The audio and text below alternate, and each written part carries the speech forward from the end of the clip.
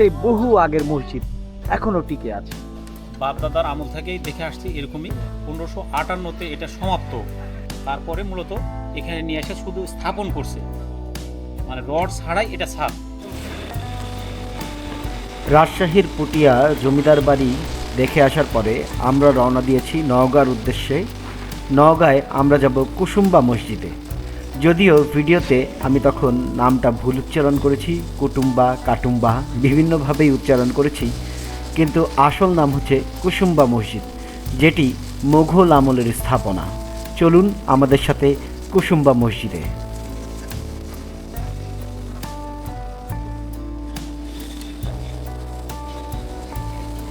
সকাল থেকেই আমরা বিরামহীনভাবে ছুটে চলছি, যেহেতু প্রথম দিনের রাইডটা অনেক বড়।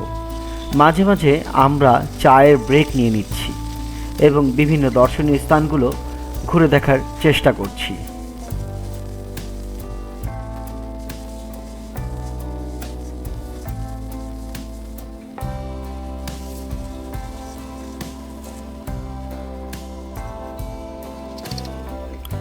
হাইওয়ের রাস্তার মাঝে মাঝেই এরকম বাজার দেখা যায়।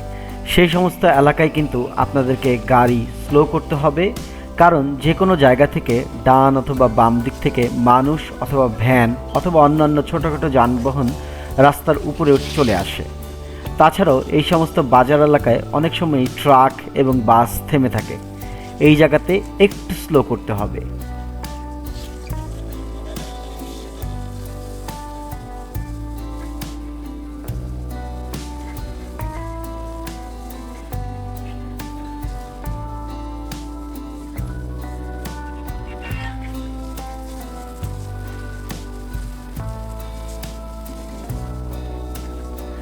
এখন দুপুর 1টা বাজে, শীতের শেষ দিকে, তারপরও রোদের তেমন একটা তেজ নেই। আমরা সুন্দর নিরিবিলি ঠান্ডা আবহাওয়ায় রাইডটা সকলেই উপভোগ করছিলাম।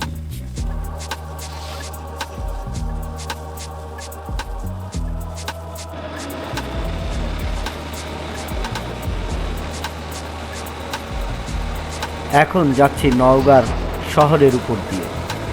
এই রাস্তাটাও অনেকটাই ফাঁকা, যদিও আমাদের রাইডটা হয়েছিল 4 তারিখ, শবে বরাতের বন্ধের পরের দিন।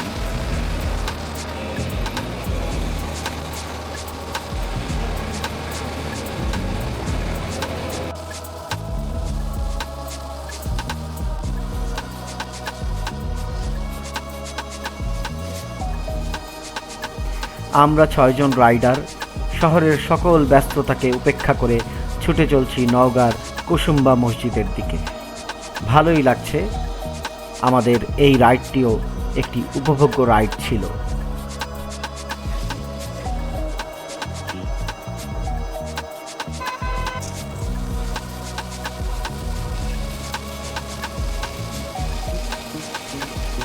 এখন আমার সামনে আছে হাসান ভাই, তার সেই অনেক পুরনো সিবিআর নিয়ে। একটি বাইকের সাথে 9 বছর পথ চলা। আসলেই উনি একজন বাইক লাভার।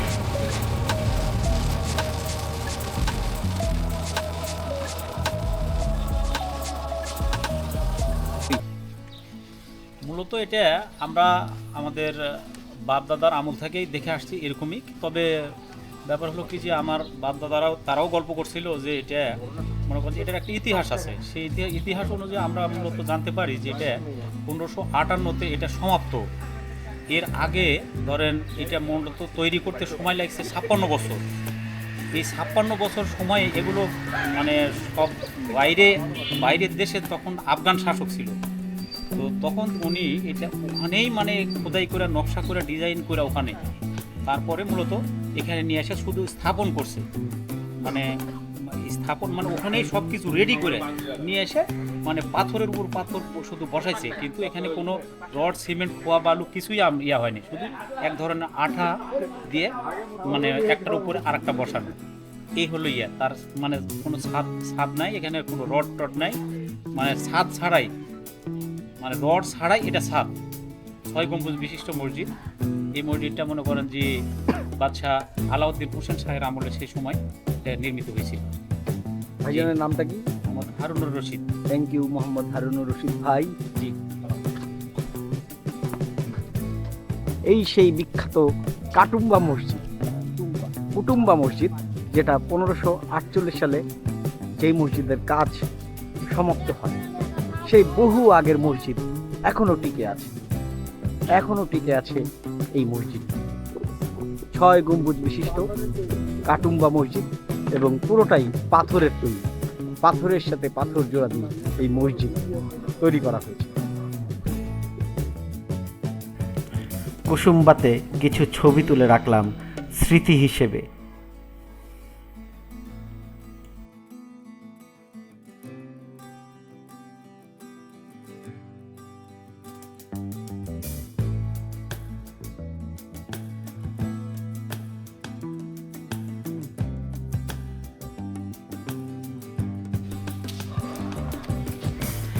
এখন কুসুম্বা মসজিদের চারিদিকটা একটু ঘুরে দেখাচ্ছি আপনাদেরকে। এই যে সামনে কুসুম্বা মসজিদ, বড় বড় গাছ তার সামনে। এই গাছগুলো অনেক বছর ধরে এখানে রয়েছে। বহু পরিবর্তন এই গাছগুলো দেখেছে, বহু পথিককে এই গাছগুলো ছায়া দিয়েছে। কুসুম্বা মসজিদের পাশেই রয়েছে একটি বিশাল দিঘি। আমরা এখন সেই দিঘিটির সামনেই যাচ্ছি। পরিবেশটা খুবই নীরব, শান্ত এবং একটি শান্তি শান্তি ভাব রয়েছে।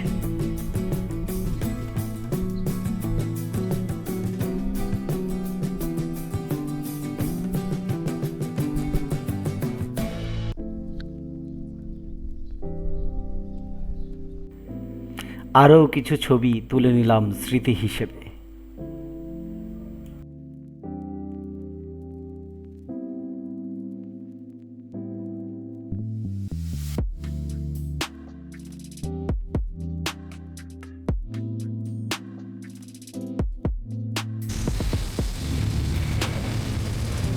কুসুম্বা মসজিদকে বিদায় জানিয়ে এখন আমরা আবার রওনা দিয়েছি আমাদের পরবর্তী গন্তব্য দিনাজপুরে আমরা দি গ্র্যান্ড নূর হোটেলে রাত্রি যাপন করব এবং সেখানেই একটি খাবারের হোটেলে রাতের খাবার খাবো।